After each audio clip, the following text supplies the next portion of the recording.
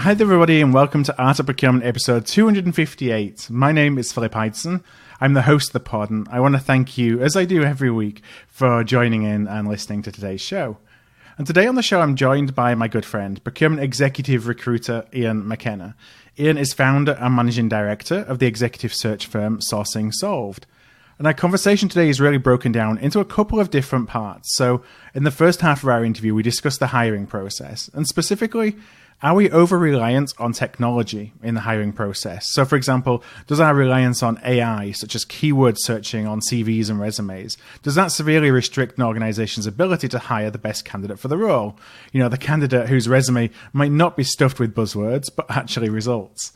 Iain shares a number of tips on how procurement leaders can hire for personality, drive, EQ, and an empathetic management style rather than those with the best keyword match. And then in the second part of the interview, which is about 20 minutes in, we switch focus and specifically discuss hiring in the context of procurement services and software firms. A number of firms are really aggressively hiring in this space, and yet their initial brief tends to focus on hiring from competitors rather than from within the industry, you know, within procurement from the practitioner side. So we discuss how, as a practitioner, you can best position yourself for a move into consulting or to a procurement software firm, and then the benefits if you are a software or consulting firm in actually hiring practitioners. So as we go into the interview, I start by asking Iain, as I often do, whether he found procurement or if procurement found him. Procurement found me. Mm-hmm. I think it's the same as everybody else on your podcast. That's procurement generally finds other people, and I stumbled across procurement when I was offered my first role to really run internal procurement for a procurement technology business. Yeah. And sort of developed from there, really, moving from, the consultancy business into more of a sourcing and procurement consultancy. And then made the decision, whether the right one or not, to set up Sourcing Solved. And here we are now. Yeah, it's often the journey for a lot of us, isn't it? That you didn't necessarily aspire to a procurement career, but once you got into it, you couldn't you couldn't jump into something else. You kind of get the bug. Yeah, you do get the bug, and it's a very interesting industry. With technology and AI and blockchain, and procurement really have a real insight into the company and the mechanics behind each organisation, which a lot of kind of people take for granted, I would say. Now, I just want to touch on, your role at Sourcing Solved. You're a executive recruiter, so you work a lot in helping companies, consulting firms, tech firms find executive level talent for a lot of their key roles. And, oftentimes that talent hasn't actually been looking for a new job, and perhaps they haven't even been recruited or been through the recruitment process for a little while.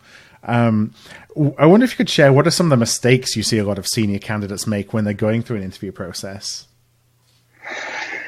I think I would like to sort of reverse that question. Mm-hmm. I think it's more from a company perspective. And what I mean by that is companies adopt a sort of one size fits all interview process. Yeah. And really, we don't tend to get underneath, what makes the individual tick. Yeah. We don't talk about the emotional intelligence. And I think in procurement, if you strip it all back, technology should be used as, to enable someone to get better visibility on spend or, manage their suppliers. But it's the emotional intelligence that gives someone the ability to build relationships, to be able to engage with stakeholders.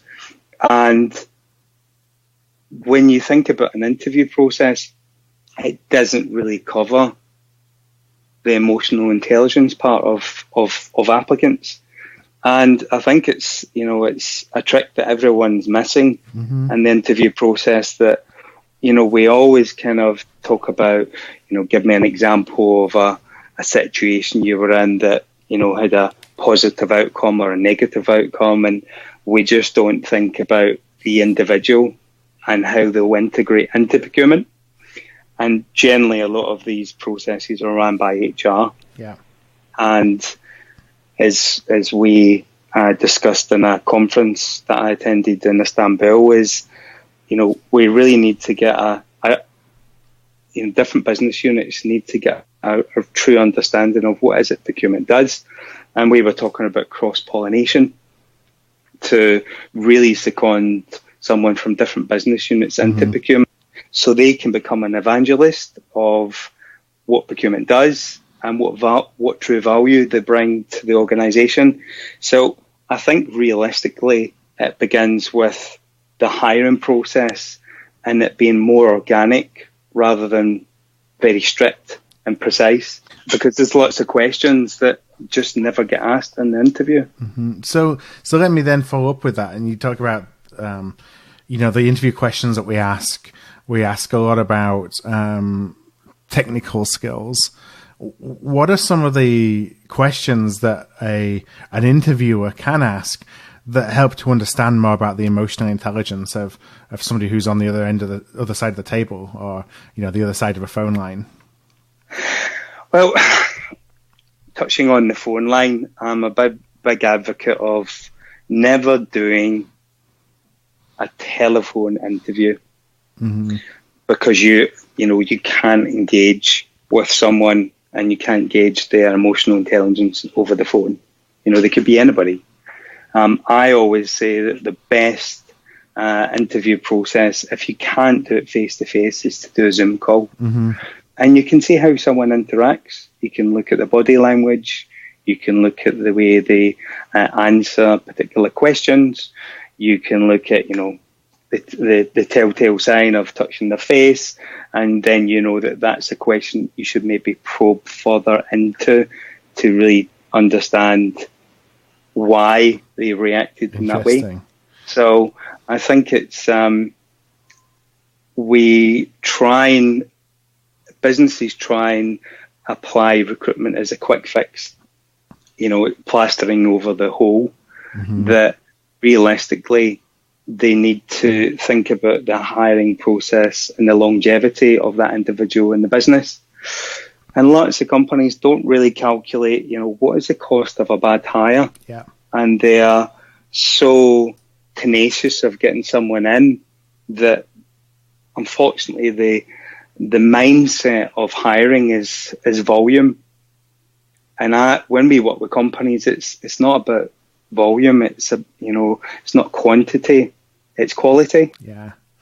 So that's an important factor that we seem to. I describe it as it's a bit like fishing. You trawling the bottom of the seabed to get absolutely everything you possibly can, when in actual fact, what you'll actually catch is, not as the desired fish that you require. Yeah, exactly. So you get a lot of old boots. Yeah, exactly. I think it's just mindset, and we haven't really, we haven't really changed our mindset of recruitment. And in actual fact, there's a really great article in Harvard Business Review that was really talking about companies. 40% of companies in the US, they've actually outsourced their recruitment to sort of large outsourcing companies. But the fundamental issue is that nobody really tracks whether what that organisation produces gives them satisfactory hires and the longevity of that individual in the company. So, and only 1/3 of companies in the US actually track whether they have had a good hire. And the time of a company's hire is never really considered. How do you track a good hire then? What are there some standard metrics or where you can actually make that determination? Well, obviously a duration of a hire is quite an easy one to apply. But it's really about tracking, it's the manager's responsibility, the director's responsibility to see how that individual interacts with the business, with the stakeholders, how tenacious they are, how enthusiastic they are, and also, what do they bring to the table? And I think a lot of managers always try and hire a carbon copy of themselves, which, it's all about really motivating people to be curious. There was also a great article in Harvard Business Review about many companies don't like their employees to be curious because they think it impacts productivity. But in actual fact, research shows that people who are more curious, their productivity increases. Do you think, so you talked about the process that we often go through of it being a numbers game. Does technology compound that because it makes it easier to do that in the hiring process? In theory, yes, but I think AI and using technology to really screen candidate CVs, we're relying on the people that are applying for the job to have all those buzzwords in the CVs. So when you outsource your recruitment, you're relying on these organisations to use AI to produce you with a shortlist. But that shortlist is really only defined by buzzwords that are on an individual CV. Not everybody has those buzzwords on their CV.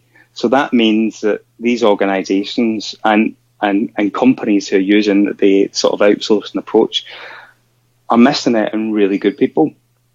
Because if you think about what they're using AI and they're pulling out all these buzzwords, that's really just taking out data from a CV. What it's not doing is it's not benchmarking the person's personality. Will they work within your company successfully, i.e., do they have the right personality, the right drive, the right emotional intelligence? Do they micromanage someone, or do they have a more empathetic management style? None of this can be truly gauged from AI, and that's why AI is light years behind where we actually need it to be. So I think it's a good tool. However, it's kind of a bit redundant if we're relying on applicants to put that data into the resume. So it's kind of a catch-22, really, in my opinion. So how now is that because we set up for example, a job advert to collect as many candidates as possible so the technology and the AI can do its thing to reduce those to something that's manageable for us to look at? Is part of the answer to be a lot more specific in terms of your job requirements. So then you're attracting less candidates, but those candidates may be more relevant or, be a better fit for what you actually need. It's a good question. I think, organisations, the first step, they really need to think about internal candidates. And only 28% of people and 28% of companies in the US, their talent leaders, only 28% of them actually report from that internal candidates are actually an important source. So I think a lot of organisations need to kind of change their mindset and think, well, what talent do we have internally? And we always, the kind of go-to thing is we need to go out and find some great talent, but we really need to think about who do we have internally? And that's a trick that many organisations, especially in the US, are missing out on. And I think, if you think about, for example, LinkedIn, 70% of people on LinkedIn are passive, according to LinkedIn. So it is a challenge to find people. And I think organisations, they always tend to write the specifications as a sort of list of demands. And we don't really think about, if you go onto LinkedIn and you look at 2 job specs for a VP of procurement, they're probably going to be very similar. And we just don't spend enough time on the analysis of the company. What do the stakeholders need? Where are we now? How are we going to get to where we want to be? and what kind of people are going to help us do that. Not about, oh God, we've got an opening, let's run out and find someone and let's, fill that gap. Mm-hmm. That gap is only fulfilling today's needs. What about tomorrow's needs? And what about the vision of the company, where we want to get to? Will that person be able to kind of adjust and help us in transformation?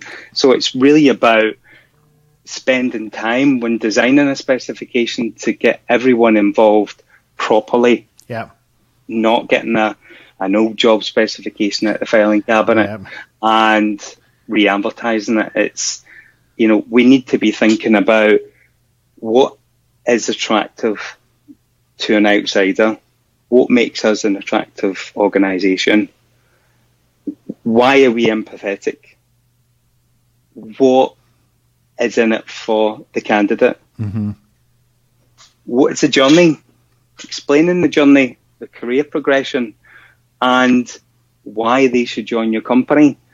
This isn't about a list of demands. It's really about being more empathetic. And that's why in our process, we spend a lot of time in the first stage, which is analysis, to really understand what is it you're trying to achieve. Let's forget about the specification and let's have a conversation. Where are you now? Where do you want to be? And how will the new hire help you get there? Right.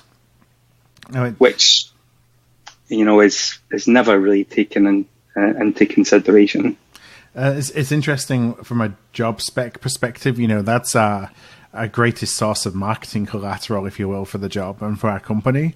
And yet, as you say, it's so often just a standard, bring something out of the filing cabinet. Every single job looks the same. There's nothing to differentiate one over the other. Think of it as a sell sheet. What we talk about as sell sheets, I guess, on the sales side of the equation. Like, how are you really going to stand out and position yourself as being somebody that the best candidates want to at least understand a little bit more about and connect with you? Because for the best candidates in today's market, it's all about selling yourself. It's not just putting a job description up and expecting the best candidates to come and find you and want to work for you. Exactly. I think organizations are always looking for a unicorn and they think volume equals, that hidden gem. But it's really about trying to understand and put yourself in the candidate's perspective. Mm-hmm. So if I was looking for a job, what would be important for me? And really recruitment is about human to human. And I think automation is a great tool from an administration perspective. Yeah. However, people want to interact with other people, human to human. Yeah. And we're always looking for a band-aid, a quick fix. How can I get candidates quickly? So we don't really, it's incredible that we're always talking about the war on talent, and every industry is talking about the war on talent, but nothing's changed in the hiring process. Yeah. So, we all talk about it. There's many surveys about it. There's countless of articles in many different publications about the war on talent, but nobody's really willing to change their mindset. And why is this a problem?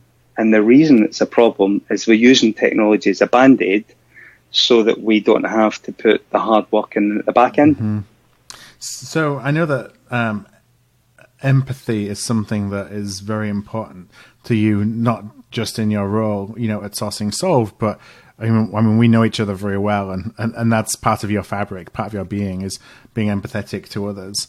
How does that manifest itself into a hiring process? So what can we do to build a hiring process that actually puts the candidate at the center of the process rather than ourselves as the hiring managers at the center of the process? It's a good question. It's really about trying to understand from a candidate's perspective what's important for them, what does their journey look like, and what can we do to help them fulfill that journey as a business. And it's about being nimble and not being so stringent on what the company wants and being flexible. So an organization, for example, that's looking for someone to be based in New York. Yeah. And they've got, a short list of people. And one of those individuals, for example, is outside of New York. And the business discards them because they say, well, you need to travel to New York and we can't afford the costs. So you're not really showing flexibility there. However, if the business thought, well, actually, in retrospect, this guy is very good. I believe that he could bring great value to the company. Let's be flexible on this. What about home working? And it's really understanding the individual, what's going on behind the scenes, what's the family life like? What commitments do they have?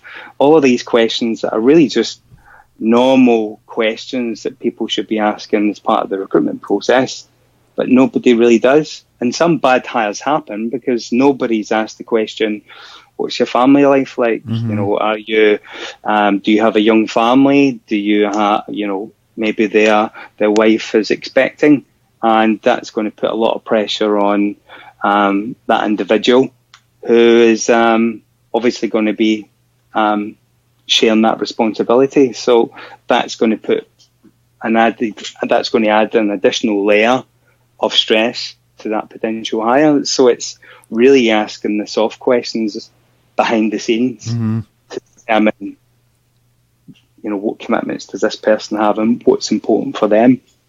So, Iain, I know that you're in the market all the time, obviously in connecting procurement professionals with opportunities at a variety of different firms, whether that's in industry, whether it's in procurement services companies, whether it's in consulting firms. I often get questions and advice, or I get asked for advice around how a practitioner can step into a consulting firm and make that move, and also from into a procurement services firm as well. I wonder if you could share some of the advice that you give to professionals, like how could they prepare themselves as a practitioner for a career, first of all, in a move across to a consulting firm? So I think making the move to consulting firm, I think, first of all, when you're making that transition, you need to understand what does a consultant do. And it can be quite a stressful job. You're managing multiple projects, deliverables, and travel. And travel plays a large part of any consultant's role. So you need to really consider that carefully if you're making the move, because you could be away from home 3 days, 4 days. You might even get an assignment if you're in the UK, you might be in New York, and you could be there for a week or 2 weeks. So I think that would be my first recommendation is really actually think about it, what are you really signing up for? Yeah, exactly. Because I think, it sounds attractive and it's, shiny and exciting, but it can be really hard.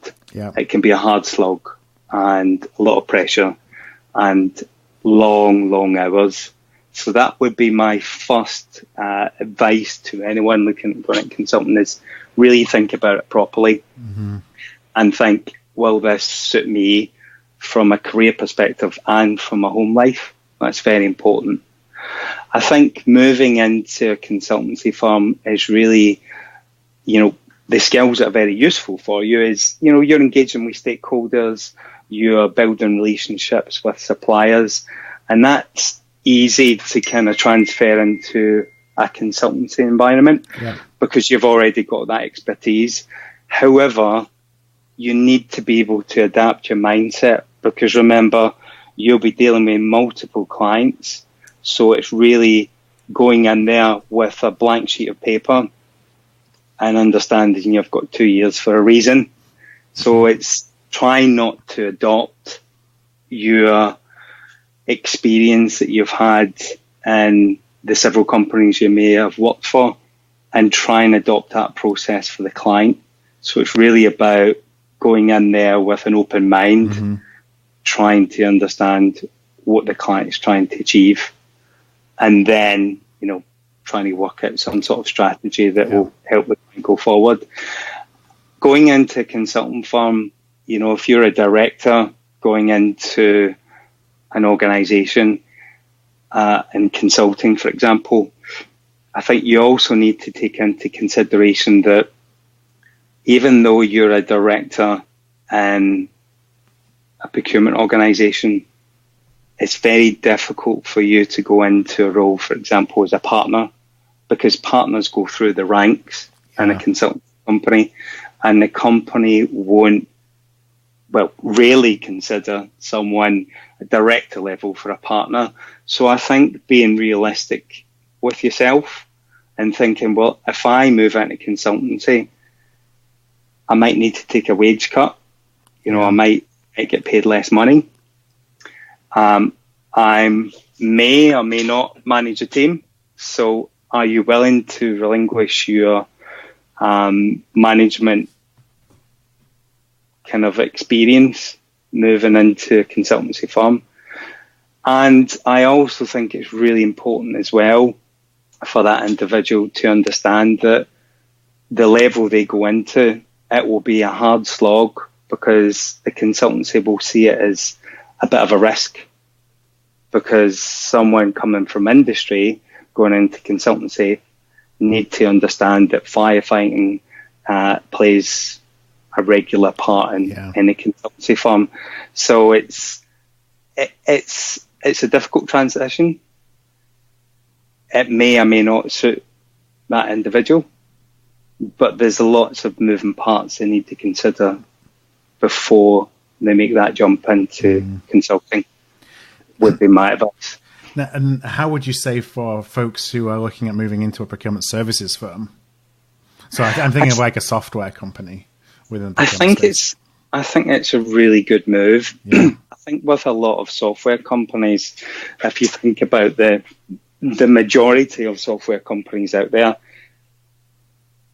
kind of tried to litigate risk. So they always hire people from another services company, and they don't really think outside the box when it comes to hiring people who have actually got procurement experience. Yeah.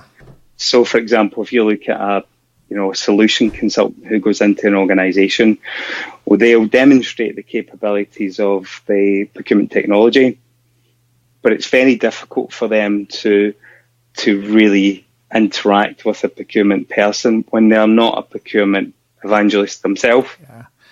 And I think procurement services companies should really try and think outside the box and getting great procurement people to come into the tech firms who can actually interact with, a CPO on their level. Yeah, they can contextualize as well, can't they, the product for the challenges that the CPO is going to have more effectively than someone who's just a product expert.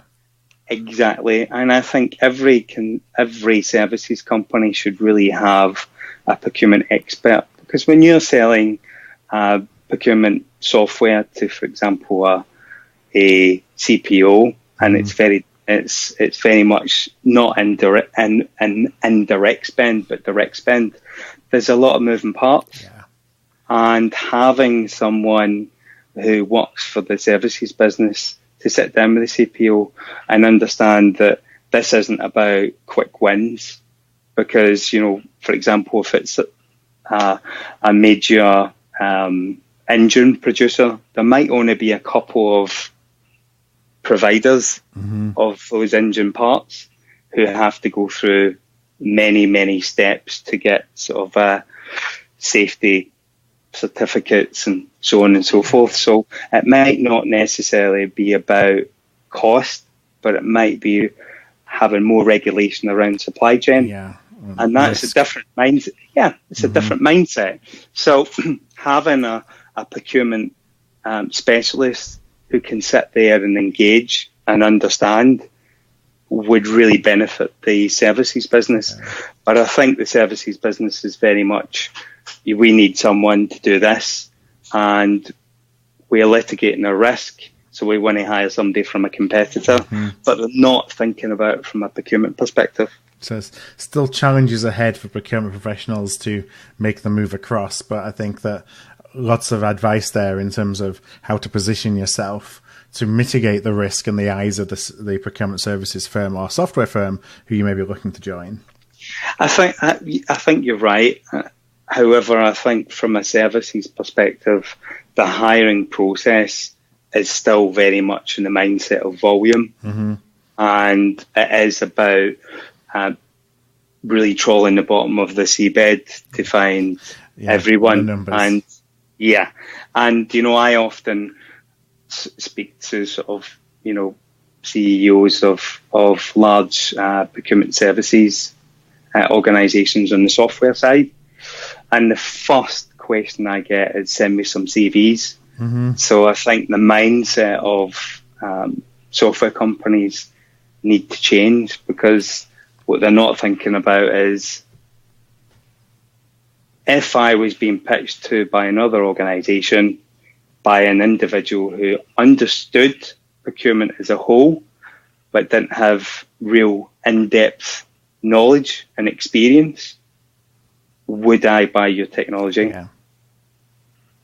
And that's what really differentiates a software company, is really having someone who truly understands, if I purchase your software, how will that improve my procurement function?